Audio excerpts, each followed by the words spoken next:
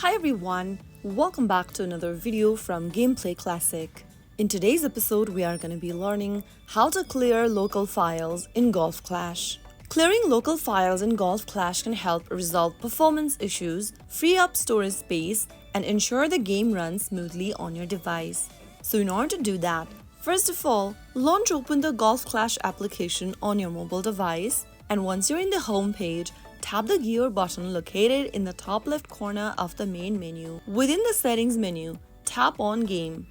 Once you open up the game option, tap on Clear Local Data. Wait for a few seconds and click on Clear, and this will restart your Golf Clash application. Once the game restarts, get back to the same settings menu, and within the Game tab, tap on Clear Local Files as well at the bottom left.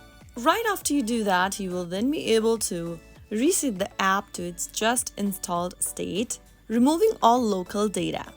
Just ensure that your account is backed up before proceeding, as this will require you to log in again. So that is how you will be able to clear local files on Golf Clash. I hope the video was helpful to you.